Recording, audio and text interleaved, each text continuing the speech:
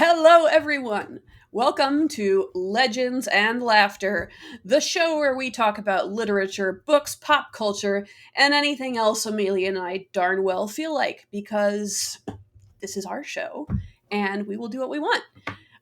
Amelia is a writer of romance, and I am Katie Campbell, a person who writes humor that is too Catholic for secular audiences and just slightly too edgy for Catholic audiences, and therefore belongs to Amelia and myself. I mean, who else should you write for? Exactly. um, Today, last time on our last episode, we talked about tropes in general. Today, we're going to talk more about tropes, but specifically as tropes relate to characters and archetypes. And what are the kinds of archetypes we're seeing all the time? And what are some of the tropes that are in those, it kind of go with those particular archetypes? So, yeah, Amelia, talk to me about that. Tropes with characters. What does that mean to you? And why are you interested in talking about this? So, yes, this is probably one of my favorite topics. I mean, besides, I love tropes in general. I think that there's a huge need, or there's a great opportunity for creativity within them and embracing them. And if once you really start understanding them, playing with those archetypes and tropes. So, yeah, I that's why I love them. And usually I start most of my stories with basic character ideas such as like she's a nerdy girl, or he's a kind of a wounded hero, or she's a damsel in distress, or one of those not your other not like other girls kind of characters. And then you kind of put them together and build like a story around kind of those tropes and ideas. Mm-hmm. Yeah, totally. And what are some of like the most common character archetypes you're seeing like in fiction you're reading right now? So I think we talked about and touched on last podcast was the kind of um bookworm, stays at home, isn't very adventurous. Mm-hmm. I'm seeing that one a lot in fiction. I just finished this book called Carnival, and that character was very like not a risk taker, was a rule follower, didn't like to do anything that was like was trying to do everything by the book, was a good girl. I was just watching this awful Netflix series called Living with the Walters, same idea. Walter Boys, I think is what it was called. But it was like a girl who's like, trying to get into Princeton. She's super smart, ends up moving to this like small town and like a little like North Carolina backwater or something like that. So she's like very academic and very smart, isn't a partier. So I think that's a big trope that I'm seeing recently. What about you? Any tropes that you're like, wow, that's I've been seeing that one a lot. One of them I see that is all over the place now, and I think is way overused. Like I think it's been done very well, but again, all of these tropes are done well and done poorly. Is the warrior girl? I feel like Mm-hmm. because as like a backlash to overusing damsel in distress, now every single fantasy girl I'm reading about is like a super good fighter, or like, she wants to be a knight, she wants to be a military this or that, she's a huntress, she's something that has weapons and can fight really well and had to like fight to survive because of her dark past or whatever. I've seen that I've seen that a lot. I've seen it done well and I've seen it done poorly. I definitely think it's way overdone at this point. Yeah, and actually, what's so funny about that is I feel like both of those archetypes are like the total opposite. Hmm. Um, and it's interesting that those are the two popular ones. So I think it kind of like you kind of fall into one of the two camps where you're like, I'm either a Katniss Everdeen or a Bella Swan. You know what I mean? It's like I'm either like the sweet, girl next door, or I'm the, the not damsel in distress, like the Hmm. anti damsel, the hero, I just the always find it damsel in interesting. hero. Yeah. I find it interesting that people think that that's how you have to do strong female characters. Because I would love to see like a fantasy world where a girl, she doesn't like fight with her hands, right? She doesn't fight with like swords.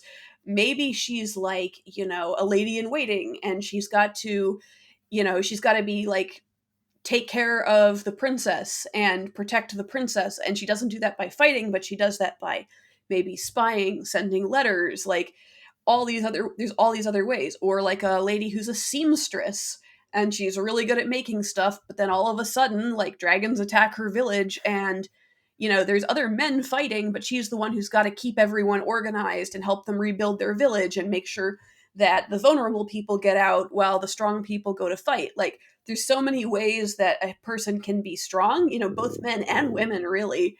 That is not just being the tough girl knight. Yeah, a great example of that type of character, and I haven't read the books in a long time, but Dealing with Dragons, the main character in that, she learns how to kill witches because she was mopping the floor of the dragon that she lives with, and she accidentally spills the lemon soapy water on the witch, and the witch melts. So she's like, oh, lemon water kills witches.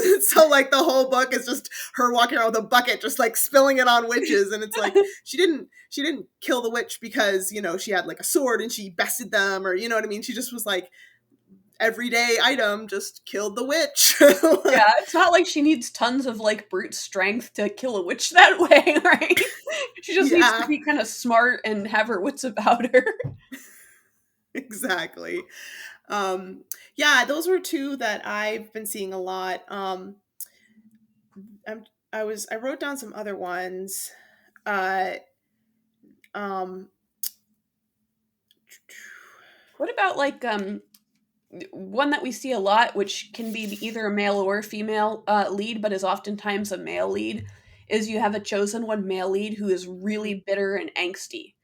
Um, this has been around a long time, but I feel like more and more we're having we're having lead characters that are just so done with the world, and because of the trauma in their past, they feel entitled to do anything to anybody. Um, mhm. and this can be an interesting character if you kind of show how poisonous that is, or if you kind of give them a redemption arc. But so often I see it very much as like the author wants you to feel that they're right. Like this person, grew up in this terrible situation and became just as bad as the bad guys, but he was right because, he was traumatized, so he has a right to do that. And it just kind of feels, I don't know, yucky. I don't like that. Yeah, the chosen one trope has really taken some interesting turns, I feel like. That, or even a lot of the opposite, where it's like the anti-hero, where you go down the path of like they're the like the Breaking Bad almost. I guess it would Mhm. be like the, yeah, like anti-hero kind of thing, where it's like, you're watching him become evil. Like that's a huge trope that's been really popular recently too. Or yeah, like they struggle with morality, but since they're the hero, it's fine that they do things that are like a little bit more morally gray. And it's like, well, I mean, Yeah, it's interesting because I've seen it done. Like anti-hero stories have been done so well, and they can be such an interesting study on the human character. But they can also be done terribly. I mean, like any of these tropes can be done well, or they can be done terribly, or they can be overdone, right? That's one yeah. thing. And I feel like a lot of that, we talked about backlash. I feel like a lot of these tropes come from backlash on certain things. So it used to Hmm. be that there was a trope where, in every movie or whatever, nobody ever died in the movie. Everyone would be miraculously saved and they'd get through. So then some authors decided they were going to be twisty and edgy, and they were just going to kill random people off all the time, anytime. They were just going to kill everybody off to make their readers cry. And now that's become a big thing. I've seen a lot more and more of just people you don't expect to die dying because the authors are reacting to the former trope. So you do see kind of these ebbs and flows of cultures of like reactionary. Oh, every woman is like a helpless damsel. Now every woman, knows karate and can take out 5 men 3 times her size. Like, I feel like there's got to be a more natural way to look at this. Right. Stop taking it to the extreme. Um, touching on that, with a lot of the more popular tropes that we've been seeing recently, or maybe some upcoming character tropes that you've been seeing, which ones have you been like kind of enjoying, or being like, oh well, I'm glad this one's kind of coming back, or this take on it? Hmm. Yeah, I really liked. So I really like one character archetype I see a lot is the man child. And normally this one drives me crazy. So this is the guy who's, late 20s, early 30s, and he struggles with the whole plot revolves him struggling with responsibility. So oftentimes he's like a deadbeat dad and he wants to like impress his wife. Like Ant-Man's kind of this character, right? And I Mrs. love Ant-Man. Doubtfire. Ant-Man's hilarious. It's great, right? But we see these characters all over. Night at the Museum has a dad like this, deadbeat dad trying to show how he's responsible. Um, and when I read the book Remarkably Bright Creatures, the one of the main characters is 30-year-old guy. His girlfriend kicks him out because he's not paying his bills and he can't keep a job because he's not responsible. And normally that's the type of character that I would hate. But in that book, the author handled it so well. And you see this arc where in the beginning of that book, his whole deal is he thinks he's figured out who his dad is. And he's like, I'm going to go to this guy and make him give me money because, he was never there for me and I really need money. So it was this whole utilitarian thing. And then by the end, he has a relative who can give him everything he needs and he refuses it because he wants to take on responsibility himself. And seeing that growth in the character, seeing kind of that message come through was so powerful and so well done and not something that you see very often or see as well done as in Remarkably Bright Creatures. I have that book on my TBR. I really want to read it. I just got it from the library, actually. I should probably just start it. Don't read it unless you're comfortable sobbing your eyes out, though. Okay, well, I'll get in a good mood then, and then I'll ruin my good mood. One trope that I actually have been seeing slowly but surely, that I've been actually really excited about, is the strong female relationships in a way that's not forced. Mhm. One of the best examples that I always go to, and this isn't a technically recent one, is in the show Teen Wolf. The main female character becomes friends with like the popular mean girl, but the popular mean girl becomes nice, and they progress. Their friendship is always just their friendship. They're never frenemies. Mhm. They're never like, they just support each other and they care about each other. And like, as the characters grow, like, they grow together and they grow separately, but it's their relationship is just their friendship, and it's not based on any sort of like outside influence. Mhm. Another one that I loved the friendship in was the Witch's Guide to Fake Dating a Demon. I read it because it was like my book. The title was like my book, so I was like, fine, I'm going to read this. And I mean, I think I ended up giving it like a 3-star. It wasn't the best book, but the thing that I loved about it was how strong the 3 female best friends were. Mhm. Like, they go have like, ice cream, like ice cream at like 2 in the morning when one of the girls has like a crisis, and they stand up for each other and they care about each other. And it's not any sort of like, there's no, some characters when they're friends, it's like, well, she's her friend, but it's for the plot. But this Right. is just, they're truly just friends, and the Mhm. scenes are just them being friends together and loving each other and supporting each other, and it has nothing to do with like a utilitarian reason, like, you know what I Mhm. mean? Oh well, she's just friends with her because it can make her popular, or it gets her into like the vampire academy, or you know what I mean, like, or it's her frenemy but she like wins her over with her like good friendship. Like, it's like, no, they're just friends because that's how friendship works.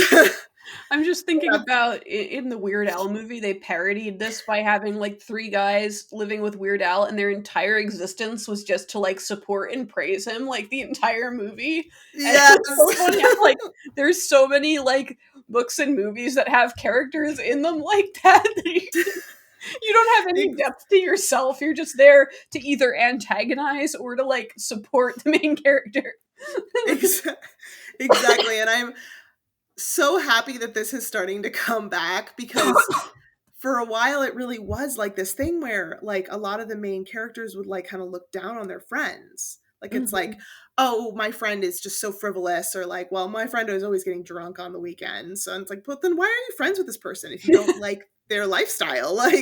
Mhm. Like you're not really friends with them. You're just like, you need someone to talk about your boyfriend problems with, or your chosen one problems. Like Mhm. you just need some conflict, so you're going to have your friend be your conflict. It's like, no, like those should be just people in your life that are, Yeah, your you were people. talking on TikTok, you were talking about, how too many books are doing the main character of the bookish girl, and how, like, and then you and I were talking about after that, like, it's kind of annoying how, so the bookish girl is quiet and she keeps to herself and she just likes to read, and maybe she knows some people in town who, like in the case of Bella Swan, like there's all these like really nice people who are like, hey, come hang out with us, and she looks down on them as the girls who like wear makeup and are pretty and stuff, but like they're not mean to her or anything, so she's just kind of like judging them because she's like introverted and bookish and they like meeting people and wearing makeup. Like,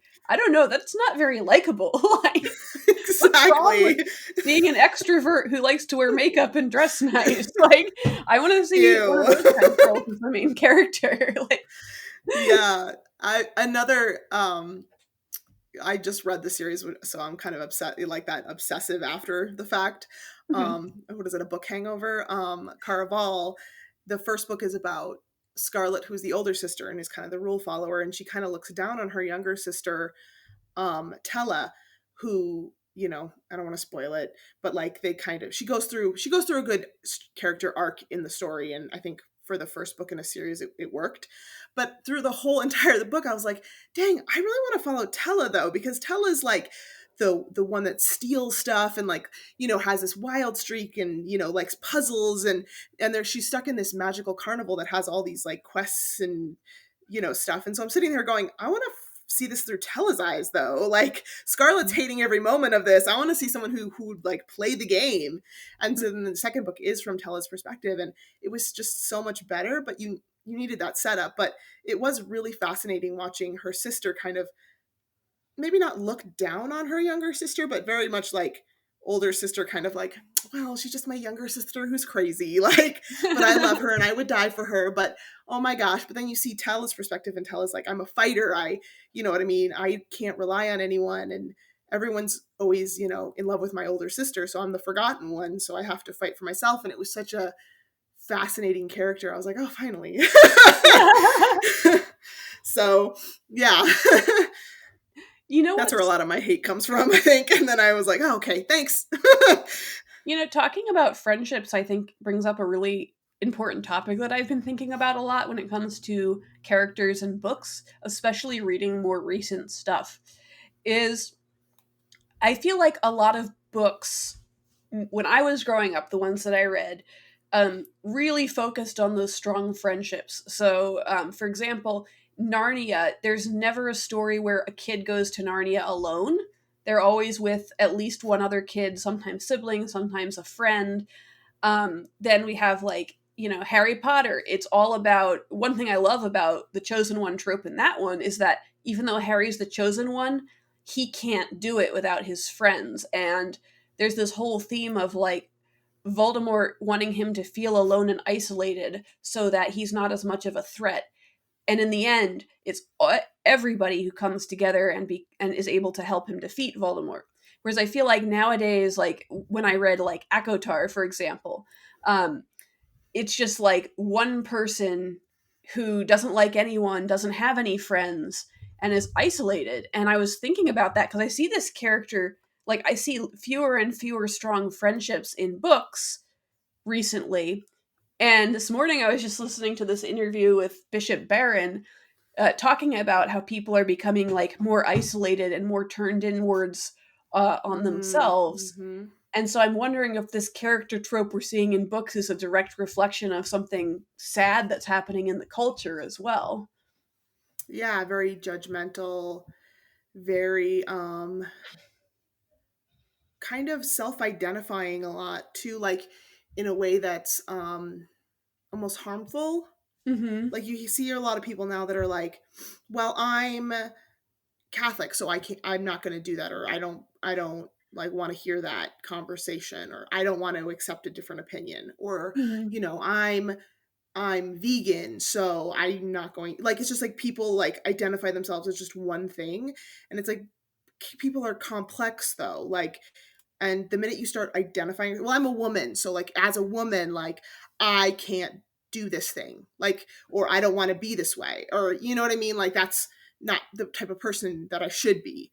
It's like, well, but you're more than just a woman. You're more than just, like, obviously, I don't want to say you're more than just a Catholic. It's kind of controversial, but you're more than, your religion is a huge part of who you are, but it's a part of who you are because of who you are complex as a complex person. Like how I practice my Catholic faith is going to be very different from somebody else. Like, because it's how I am as a person. Like same thing with everything. Well, the beauty of Catholicism is that it allows people to be who they're truly meant to be, and who they're meant to be is really diverse, right? So I think it was C.S. Lewis who said, it's amazing how much alike all the dictators in the world are, and how diverse all the saints are. Because God has such a huge imagination, and God is the ultimate character developer, right? So when you embrace that and embrace his plan for you, you become more of a fun individual than you ever would have been if you were like, you know, if you try way too hard to decide that for yourself, right? I am, woman, insert some other intersectional thing here, so, something else, I am vegan, woman, neurodiverse, like whatever, Yeah. you just add a little here and a little here. Which I Well, feel like it's almost like a contest nowadays. Like, how many labels can I put on myself? It's like, can I right? just be Amelia? Yeah, same Or here. Elizabeth Flint if I'm feeling like it. No, I'm just kidding. Only in a smoothie when I suddenly get possessed by a shifter author. But yeah, no, I think that it is reflecting a lot in books, because you start to see these characters who have like very much that thought process of like, well, I'm like this and no one else is like me, kind of, or I'm like this and other people are different, so I can't relate to them, or I look down on them because they're not me. And it's like, okay, but like that's not going to, like, how are you ever going to learn or grow? And so kind of on that topic, I'm interested to hear your thoughts on Jude from The Cruel Prince, because you just read that story. She's a character who has, I mean, she has a pretty good relationship with her sisters, but like she doesn't really have any friends at the beginning. But I would argue that she has friends as she goes along. But I'm Hmm. interested to see your thoughts on it, because it's a similar, she's pretty judgmental. Yeah. So when I read that book and I came back to you afterwards, Cruel Prince, you know, a human girl is taken into the Fey world with her sisters by like this evil Fey, and she's raised there. And because of the trauma, she wants to become a knight so she can gain power. This is kind of the plot of this book. And it had a lot of the stuff in it that normally really drives me crazy, right? So we had an angsty, like strong female character protagonist who's really tough and good at fighting and wants to be a knight. Um, she has, childhood trauma, which again is one of those things that's done really well, but so often it's just like, I am trauma victim. I am sad and angry, right? Trauma for Uh, trauma's sake. yeah, and also having known people in my life who have gone through a variety of things, how people react to trauma is so widely varied. A lot of times people who are like really nice and sweet and funny and positive, you find out that like they've had some horrible thing happen in their past. So the fact that all these book characters kind of react to trauma in the same way is annoying. But anyway, getting back to The Cruel Prince, I was saying it has a lot of these things that really annoy me, but it was really well done. And I think part of the thing that made it great was the fact it was, so first of all, Jude is not really a good guy in the story. And I think that the story is really good at being clear about that. Instead of just making her strong female character who wants to fight, they make her female character who wants to fight because she's afraid, and because that's the only way she thinks she can have power. And so throughout the story, she's making all these moral compromises. So you have, the villain in the beginning, right, who she hates him. But he's also kind of a mentor to her at the same time. And the story goes on, and to defeat him, she basically becomes him at the end. So going into that knowing there's really no good guys in this world per se. I mean, she's not as bad as the bad guy, but she's not like a, white knight either. Makes it very interesting for discussion. And I feel like the author went into enough detail about who she was as an individual and why she wanted to be this strong warrior princess type, that it actually worked. And opening up to people is what helped her in the end too, because in the beginning, yeah, she's, even though she gets along with her sister, she's still very kind of closed off from them for the most part. Very um secretive. yeah, and as it goes on, she opens up more and more, and that's part of what helps her defeat the bad guys, and she kind of finds her place with this group of roguish characters who are really fun. So, yeah, that book was like a phenomenon because I should have hated that book. Like everything, if you had told me just the things in it, I would have been like, "Oh, I hate this." But, you know, reading how well it came together, just the author took everything I hated and somehow made me like it, and it was great. So I have a question for you because as we've been talking, I've been noticing this theme, and in the characters that we like and the characters that we don't, or the tropes that we like and the tropes that we don't like, and even the tropes that we don't like that we're finding that we like, has a lot to do with character growth. Hmm. So they're starting with one way Hmm. and then they're changing from that way or expanding on it. So, for example, you were saying in, and I can't remember the name, the bright creatures. A remarkably bright creatures. Yes, he starts out with the character that you hate, where it's like he's kind of a deadbeat, and like you were saying, sometimes it works, but a lot of times it doesn't. Even when they get better, they stop being a Hmm. deadbeat. Um, like, but in that one, it really works because he learned his lesson, kind of, or he really made a huge shift. And I think that Hmm. that's an important thing to think of when you're building your trope. Is it's like, yeah, maybe she's the book girl, but like every story needs to have, your character needs to go on a journey. They have to change. They have to learn some sort of moral message, or regardless of what trope they are, it's just not going to be an interesting story if they start at point A and end at point A. It's just not worth it. Like Jude, yeah, she was a badass, like manipulative, intelligent girl, and she's there to survive in this hellish world. But she ends up embracing the world at the end of that story and using it to her advantage, Hmm. um, and kind of making it her own instead of just fighting it. You know what I Hmm. mean? And so then you appreciate her as a character because she's making realistic decisions, but she's also having her character growth. Whether or not her character growth was a good growth, like Hmm. she kind of made some bad decisions, but she went from point A to point B. And I think that that's a huge thing that I think as writers we need to be very conscious of when we make characters. It's like, okay, I can make my character anything, but what is their story that they're telling and where are they going to end up? Because if they're not ending up anywhere, there's not a point to read it. Right. So, like in anti-hero stories, like Death Note, right? Part of the interesting thing about that story is he starts out as the perfect, like the ideal Japanese student, right? And over the course, like he's got good grades, he's responsible, um, but because of that, his pride corrupts him and turns him into a complete psycho by the end. And we get to watch this path. And for us as the reader, or the viewer, what we're getting out of that is this could happen to me. Like, no matter how good I think I am, I have the capacity to become evil. And that's why I think anti hero stories, when they're well done, are really important. Um, yeah, so I think to your point, I say that because your character needs to go somewhere. They need to get better or they need to get worse. They can't just Mhm. stay the same or it's going to be really boring.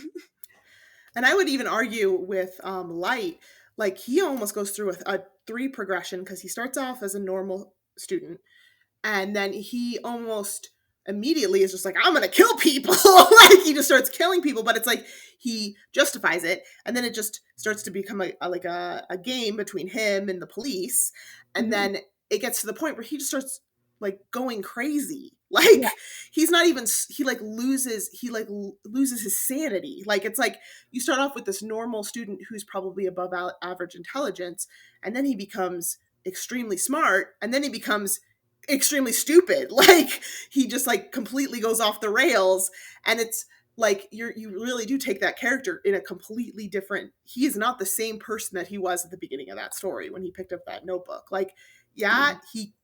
he had the potential in him, but he went hard. And that's one thing I love about like Red Dead Redemption, which is a video game I'm playing right now, is you have the choice of what character arc to give. And this is something that I feel like only a video game or interactive media can really do. Um, but if you make good choices and help people in that game, your honor goes up, and then the cutscenes and the story progresses differently, and your character, this like cowboy outlaw character, he starts to like regret some of the bad decisions he made. But if you like run around the city and just kill everybody and stuff, your honor goes down, and then he just kind of, it becomes an anti-hero story. So it's just so cool that video games kind of give us the means to like see, you have this character, who is he at his best and who is he at his worst, and they hand you a neutral character and say, see what happens. Like that is just like the most creative thing when it comes to storytelling. I like wish we could do that with books. Like here's the story of when Light realizes his pride is destroying him and changes everything. Like Get three different authors just to write three different alternatives, and you just kind of choose which way you go. yeah. um, so kind of in this same vein, so people might be wondering, other than just us talking about tropes because it's kind of the popular thing to do, why do you think that even identifying tropes and understanding them is important in writing? Is it it's a trope to talk about tropes? Is that what you're saying? Yeah, it's a trope to talk about tropes. I think it's important for a number of reasons. One, because it gives you an idea of what your readers, your viewers, whoever, what they're expecting, and then you can use that to your advantage. The other thing I think is really important is that it lets you know where our culture is. I feel like tropes are a reflection of culture. Um, so, for example, I haven't seen the Mother Cabrini movie yet. I Mm. heard it was really good, and one of the complaints that I heard people say, like Catholics saying about it, that really surprised me, was they said it's too much of like a feminist girl power movie. I guess because she comes in and kind of is really driven to build this orphanage, and there's a bunch of men saying she can't, and then she keeps kind of coming back with tough girl boss, like I can. And there were a lot of Okay. Catholic viewers who were upset about that, and they said, well, it should have been shown, through the power of God, right? That she was able to do these stuff and less about girl power. And my thought was, one, uh, it's not mutually exclusive. She can be a strong female character and still it's God working through her, just like every male saint, it's God working through them. If you create a robot, for example, and then that robot does something, is it the creator of the robot who did it, or is it the robot who did it, right? It's a little bit of both, right? So, yes, obviously, through the power of God, she did this, but I bring that up because I think that the filmmaker did something really smart. He understood that our culture is craving girl boss stuff. We see a ton Hmm. of it coming out. And he said, okay, well, here's a historical woman who really was a girl boss. Um, and that was a really smart way to sell the movie. And that's one of the reasons that the movie did so well. He had his finger on the pulse of culture. Most Saint movies don't do that well. And I'm really excited to see it. I haven't actually seen it yet. I've just seen people online talking about it. So maybe I'll hate it. I don't know. But it looks pretty good. I've heard it's pretty good. So. I'll have to watch it. Well, one of my favorite saints is a girl boss, Catherine of Siena. She freaking told the Pope, she's like, now listen here, go back to Rome. But she only did that through the power of God. She was like a She did it possessed in a very robot. feminine, humble way, I'm sure. She wasn't like, listen here, beepity beep beep. You know. To be clear, everybody who does anything good does it through the power of God. The world spins through the power of God. Isn't it amazing that God can make tough girl bosses? Yes, he does. Crazy. Joan of Arc, like it's yeah. So one of the reasons that I think tropes are really important, kind of bringing us back, I could talk about girl bosses all day, is I think it's a great way to start your story and build your characters. So starting with the very basics. So it's like when you're building like a cake and you're like, Mhm, okay, well, regardless of what type of cake, I'm going to probably need some flour. And then if it's chocolate, I'm going to need chocolate. But then like I'm gonna make a chocolate cake, but this time I'm gonna add like strawberries, or I'm gonna add, dark chocolate. That's when you start layering on, but the tropes are kind of the base. Your mhm, eggs, your flour, whatever. Those are the things that you're like, okay, so I'm making a cake. I'm not making a pie. mhm, And I think that like when you start planning your stories, kind of picking small tropes is a easy and also just a helpful way. And also helps your readers relate to your characters quicker. They'll be like, oh, I know who that character is. mhm, Also, what I think is important to remember too is that like when you're building your story, like where are you lacking, what characters are you lacking to make your story good? A mhm. good example, I was thinking about this today, a good example of this is the show Leverage. I highly recommend everyone watch it. It's such a good show. It's about a bunch of criminals who end up stealing from big corporations, or people, not even big corporations, just evil people who have screwed over people who can't stop them from screwing them over. And then they get a bunch of money or they ruin their lives to kind of get revenge. It's very Ocean's 11, but like a TV show. It's really, really good. Very found family. But in the show, there's five or six characters. It's the hacker, the thief, the grifter, the like muscle man, and then the guy who does all the planning, the brains. Mhm, And so you've got the tropes there. But you need mhm, all of them, because if you don't have all of them, the heist won't work. Like if you mhm, don't have the hacker, then how are you supposed to get into the building? Like how are you supposed to mhm, hack the system? If you don't have the thief, then who's going to break into the vault? And mhm, all the characters are very complex through that. Like, you've got the thief, but she's also like a little bit socially awkward. And mhm, so it's like her learning how to be more, socially acceptable. And there's like the hacker who's like the young gun, but then he like slowly learns to become more like calm, and like he starts learning how to be more like the brains, and like not just jumping the gun. And so I think that understanding like who are the characters and the tropes that you're missing to make your story a full story is really important. mhm, um Another thing that like I kind of like to think about is like D&D. Like you have your mhm. campaign, but you need all the certain characters or your campaign's not going to go smoothly. So you need Right. those certain characters. You need to understand, what am I missing? Like, am I missing like some comedic relief? Am I Mhm, missing like, the female character that's going to be a little bit more sympathetic? mhm. Yeah, I think we see archetypes all the time, like the wise mentor, right? Is such a useful character, and I think especially if you have a morally complex like hero, a lot of times having that voice of good can be really important to your story. Especially as a Catholic writer, right? You can deal with some really complicated themes, and maybe your hero struggles with a lot of things, but to have look at your story and say, okay, is there a voice of goodness in this story who can say to the main character, hey, maybe you're on the right, like the wrong path. Like that's what I use Brother Joseph for in my stories, right? And then you can also obviously have characters that are pure evil too. We talked about this a little bit last time, but to your point, right? You might look at your story and say, okay, I've got complicated main character. I've got his best friend. I've got the comic relief guy.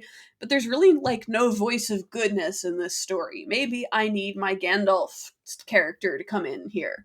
Um, so yeah, tropes can be very useful, and just because you start out with a default sim doesn't mean that you can't customize it as you go and make that character extremely unique. Yeah, and I think that understanding what's popular and then kind of going from there. I think one of the examples I was thinking about today was the kind of like the friendly black advice was super popular when we were in college, and now it's the sassy gay best friend. They're like the one that's like, "Girl, just go get it," like, you know what I mean?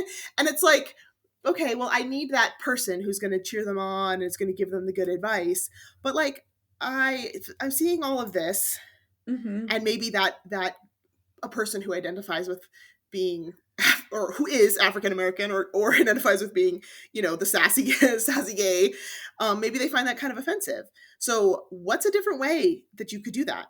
Maybe Hmm. instead it's the 12-year-old's younger sister who's like giving him good advice and he's like, wow, you're really smart. Or it's the crazy cat lady next door who just like, comes over with some tea and is like, hey, I'm going to give you some, some silly advice, and I'm a little bit kooky, and you know what I mean?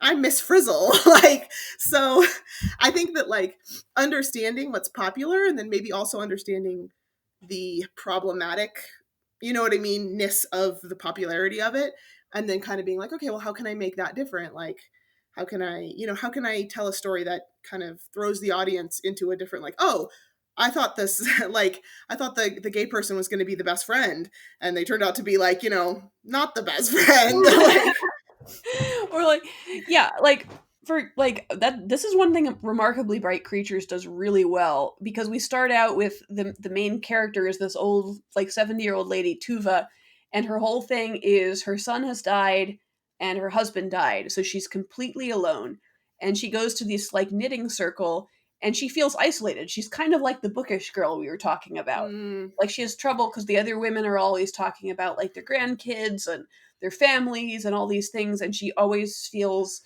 isolated and alone, but these women keep inviting her back.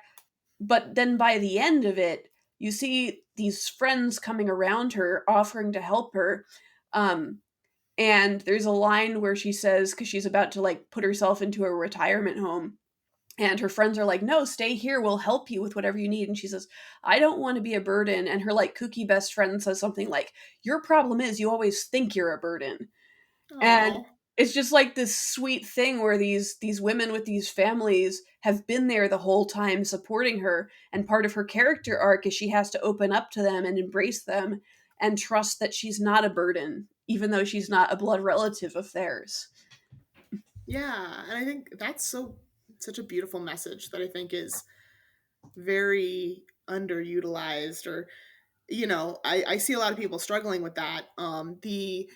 The Witch's Guide to Fake Dating a Demon has that moral in it as well, where she talks, one of her best friends goes, if you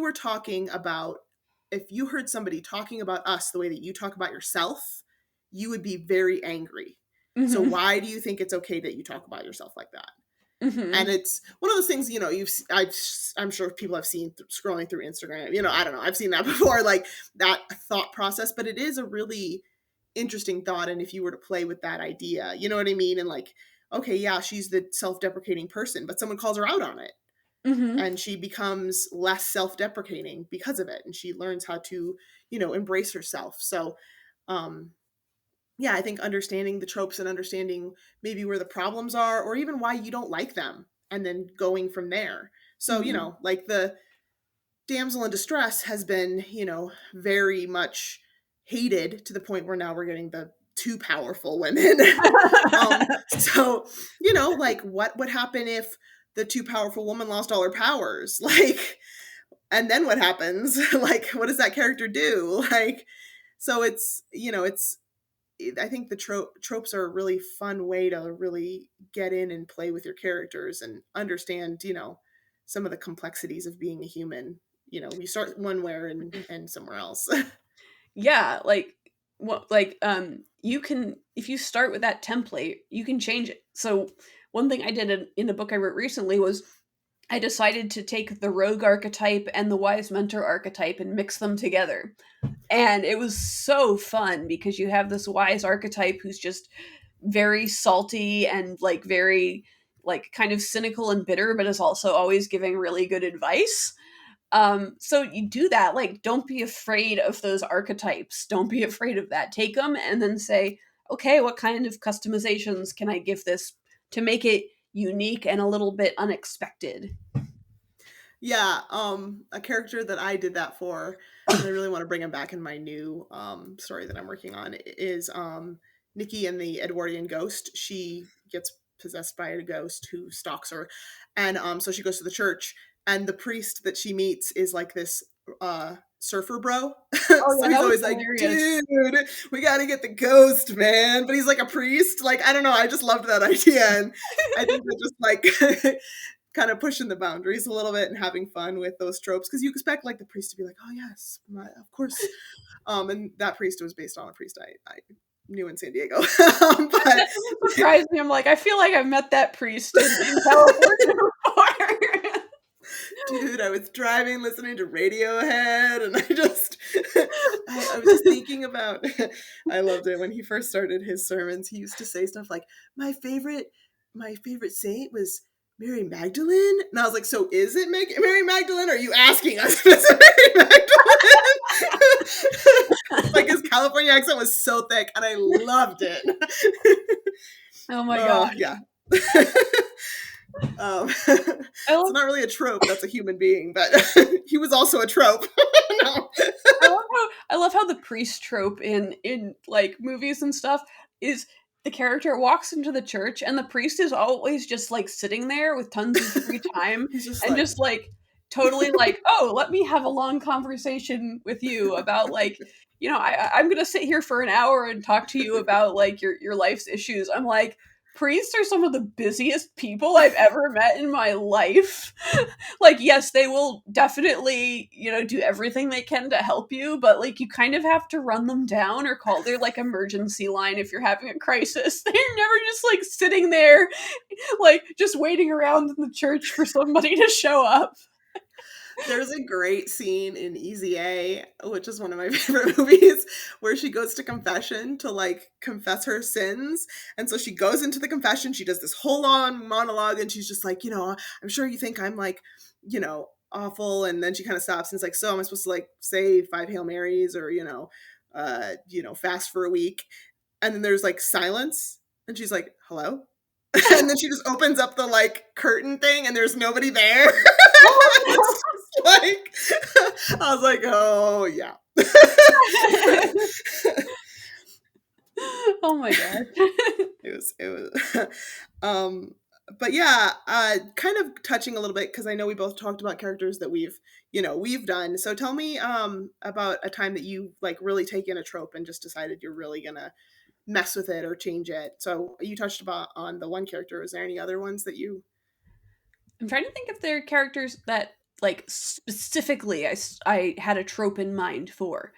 Um so we've got so in my first book we've got Alex, who is your abused like angsty hero, but the kind of twist he has is that instead of being like a lot of angsty heroes in stories kind of look around and they blame everything on everybody, but he's like super clinically depressed, so he blames everything on himself, and he assumes good intent to a fault, and that makes him extremely likable because the audience can clearly see that it is not his fault, but he just Hmm. thinks so highly of everyone because he's so innocent and naive that even when there's an attempt on his life, he like doesn't get that he's been betrayed until he's like literally thrown into jail. And then he thinks, wow, they betrayed me. It must be because I'm a terrible person. So that was just really fun. And also, like, for anyone who's like suffered clinical depression, that's a really common symptom of it, where people will blame themselves for things that are absolutely not their fault. So a lot of people really connected with him on that level. And then Rosalind's Curse, I took the in the end, one thing I wanted to make really important was that uh, Rosalind, the princess, does not save Mark, the romantic interest. Mark does not save Rosalind. They save each other, which is how I like to put the twist on the damsel in distress trope. Instead of it being the badass girl saves everyone, it's the couple saves each other or works together toward a common goal. So there is a point in the book where she saves him, and then another point in the book where he saves her. Um, so yeah, there's definitely a lot of times I'll think about like what's a common trope and what kind of a twist do I want to put on it to kind of make it unique, and then also be true to the characters as well. Yeah, one thing I loved about Rosalind's Curse and Rosalind in general was that you did have your princess. Like she's a princess and she was raised as a princess. Um and she didn't really like being a princess, and so when she comes to the modern world, she doesn't like embrace the things you would think that a female who didn't want to be a princess would embrace, like wearing, I don't remember her really caring one way or other about like wearing jeans and stuff, but like it was like, oh, I really like this car, but it's like I want to know how it works.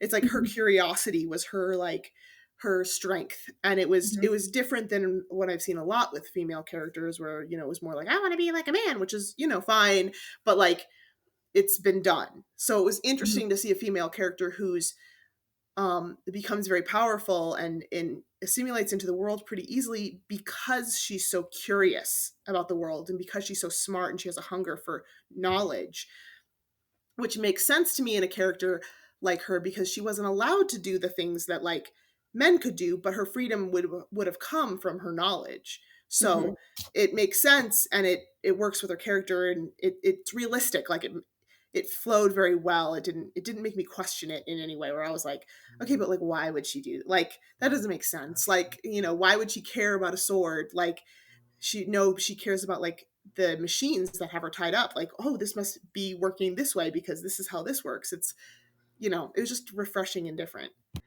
Right. And a lot of that part of that was playing on the princess stereotype, and part of it was playing on actually medieval stereotypes you see in different stories. Because one thing that really, I mean, there's two things that annoy me when people do stuff based on the Middle Ages. One is everyone from the Middle Ages was a complete idiot. Like Stargate SG-1. I love that show, but whenever they find like the medieval alien people or any old-fashioned alien people, they are all complete morons. I'm like, okay, people in the past didn't have the same knowledge, but they're the ones who laid the foundation. They had the same basic intelligence. Um, so thinking of it from that standpoint is that she's not going to see technology and necessarily automatically assume it's witchcraft because she's got a high education. Now maybe if she was like, if she was like the pig boy Bill or something, she would be like, ah, witchcraft, I see a flashlight or whatever. But because she's very highly educated and she hangs out with probably doctors and clergy and philosophers, her first thought when she sees these things is, how do they work? Like, yeah, they might be witchcraft, but I'm gonna like question it and kind of break it down and find out. So yeah, and I think I added the scene after you had read the most recent draft, but there's a scene where the old woman who's taking care of her, Miss Agnes, insists that she buys pants because she thinks that pants are very immodest because they show the whole shape of her legs, and she's just like, I can't go outside wearing these. I feel like I'm naked. And then Miss Agnes, who's like, 70 years old, says, you needn't worry about men lusting after your legs. They'll be too distracted lusting after mine. Yes. Yes. I have it on our Fable Moms reading book that I have with my friend Marissa. Um and I mentioned that book. I was like, we have to read Rosalind's Curse because I want to read it over again anyway. So There- hopefully at some point we'll get to it. There's a bunch of stuff I added with Miss Agnes Nice. after you had read the most recent draft that I was like, Amelia's gonna like like it kind of added some of that stuff for Amelia. Because I know how much you loved their Rosalind's dynamic with her caretaker. Oh, I lost your audio, Amelia. pick it up and read it again, is what I said. um, yes. Yeah, Rosalind is a great example, I feel like, of like the trope, the princess trope, and the medieval trope too. Like, and then kind of thinking about it in a way that's like makes sense for the world. You know what I mean? Because that always kind of bothered me too. It's like, okay, but if you now, today, got sent into the future, Mhm. would you be like, what is this magic? You know what I Mhm. mean? Like, or would you be like, okay, well, what's the science, or how is this created? Like, or let's just say, like, you get sent into the future and you see dragons, and you're like, oh, did these come from hell? And they're like, no, actually, they were an off breed of like a dinosaur that we found under the earth and a blah, blah, blah, blah, whatever. They'd be like, oh, okay, that makes sense. Like, you would ask the questions, I think, that would get you to the point where you'd be like, okay, like that makes sense. Which just irritates me. One thing, like, okay, so one thing that like completely threw me, because the other thing about maybe this is more of a world building thing than a trope thing, but it's something I see a lot, which is when people who write books, modern people, they write books in, let's say, fantasy worlds, or sometimes they write historical fiction, and they take basically modern brains and they Mm, implant them into their characters. So, mhm, like, when I was reading Akotar, the opening, and she's in the village and stuff, and it's basically like a, medieval fantasy village, and then it's implied that she's, sleeping with this boy that she met, but then so okay, whatever, but then there's like this scene where her sister comes out and says, like, are you being safe? And she's like, oh yes, of course I took the contraceptive tonic, and it pulled me clean out of the world. I'm like, what? They don't have running water, but they have like this, like they have such a conscious. 21st century like thought about that, about intimacy. Like, I was just like, Would they even have that? Like, and then I don't even remember that part. I remember because I remember I was kind of like, at that point I was still invested in the book, and I was like, Eh, I was reading it, I'm like, okay, this is kind of an interesting world. And then I just remember basically getting kicked out of the book. Like, that thing just I found it so jarring that that not only the fact that, because at first it was like everyone's sleeping around. I'm like, okay, so there's definitely 21st century secular modern attitudes about sexuality in this yeah, world. It's not unexpected that I would see that, right, in this yeah. book. Um, but the fact that they also have this like Well, weren't magical they poor? contraceptive tonic. Yeah, but weren't they poor? Like they could barely afford food. Oh, they But could how can afford they the afford? magical But they contraceptive could. tonic. Like I'm fine with the magical contraceptive, but it still doesn't make sense that you were starving. Mhm. Like they were like they barely had enough to eat, but she has money to just spend on contraceptives. Like just It was okay. I felt like it was just an excuse for her to have like tons of smut in the book, to be honest. Well, I mean, I get that, but then just don't put that in there. Yeah, exactly. They Like, didn't because it need doesn't to make have sense to the world. Like, if it's it a really. magical world, we don't need to know the. That's this is a totally different tangent that maybe we shouldn't get into right now. But I just sometimes, when it comes to that kind of stuff, like smut and stuff, I'm like, you don't need to add the logistics unless you need to add the logistics. Yeah. Like, there are certain things that you don't need to add into your story unless it's an important like plot point. Right. Like there's certain things that it doesn't matter. It doesn't matter what she tied her hair up with. Like, do you know Mhm. what I mean? It doesn't matter like if his pants were made of leather or of cotton unless it matters, unless, he's fighting and it just there's certain things that it's like it's okay to leave that point out. Like Okay, okay.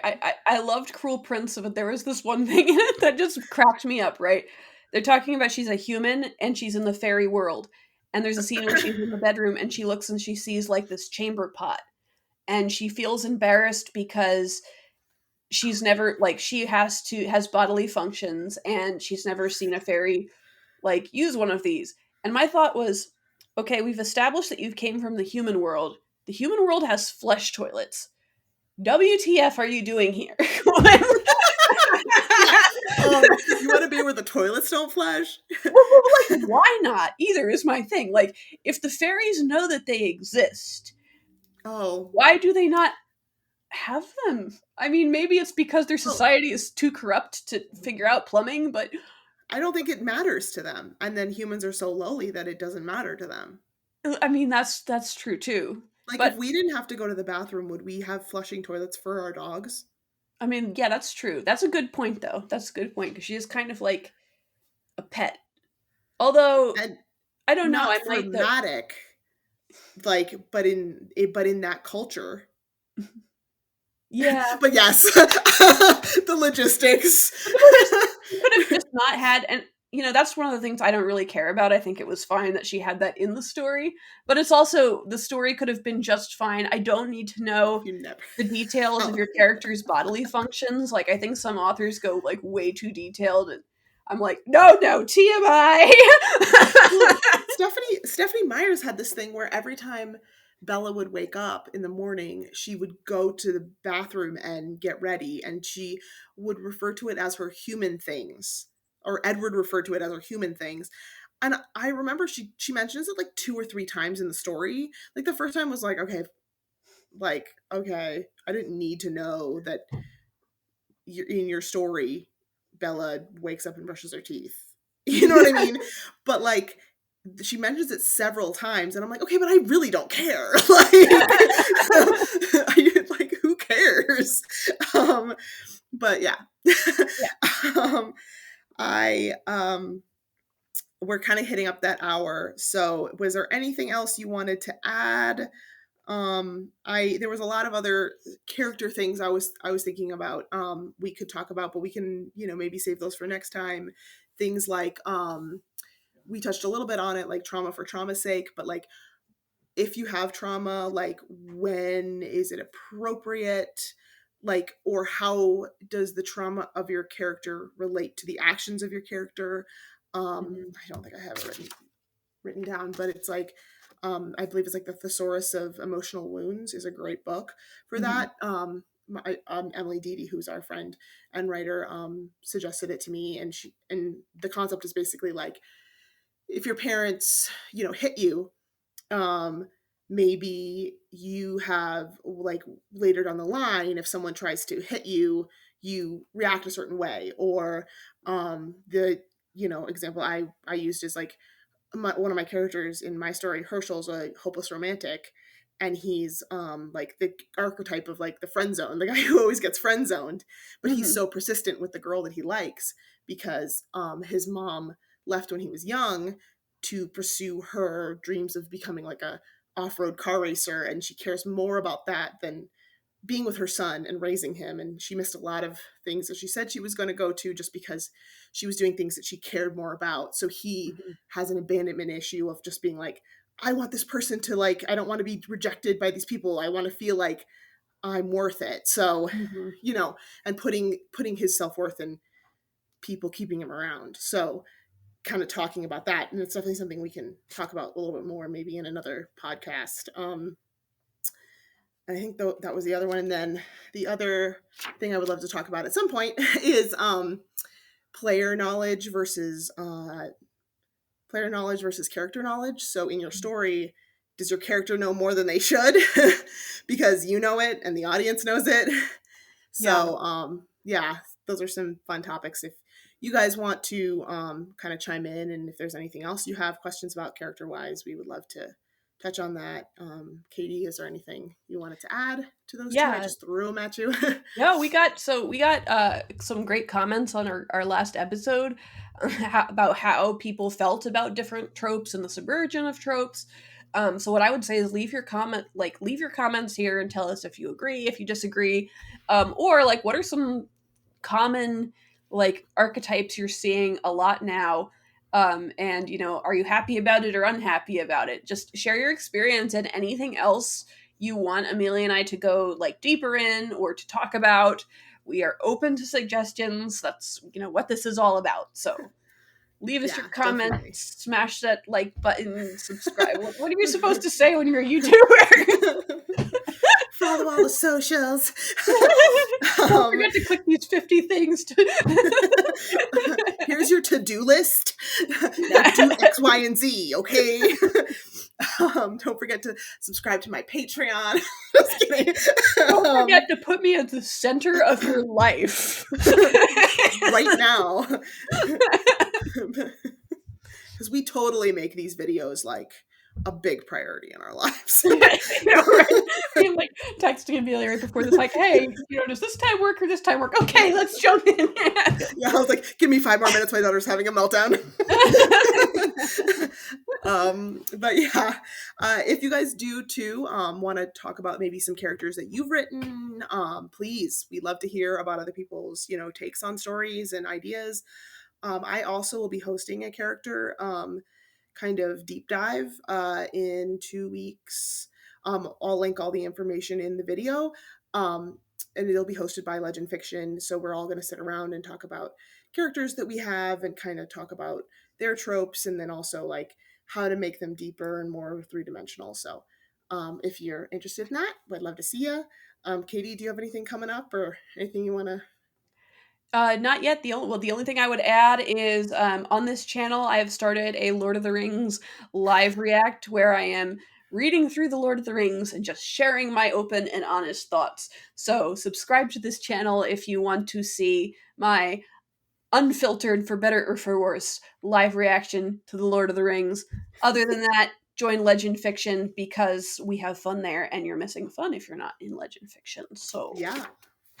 Katie and I just had a whole conversation about having your magical power be popcorn coming out of your hands. And she saves the world. So what dumb there's a trope for you. Comment with whatever dumb superpower you would like to have. Yes. Comment below. If you were the chosen one, what would be the worst power that you could have? I love that. Please tell me. If you need other ideas, my husband said your fingernails growing really fast. That was his superpower. Mine was popcorn coming out of your hands. Okay, we have the one person their fingernails grow too fast, but the other person can like generate nail clippers magically from their hands. So then they meet True and love. they fall. Oh my god! Or they're rivals. It's his arch enemy, Edward Clipper Hands. Oh my gosh. This is the kind of stuff we do. All right. Until next time, we'll see you later.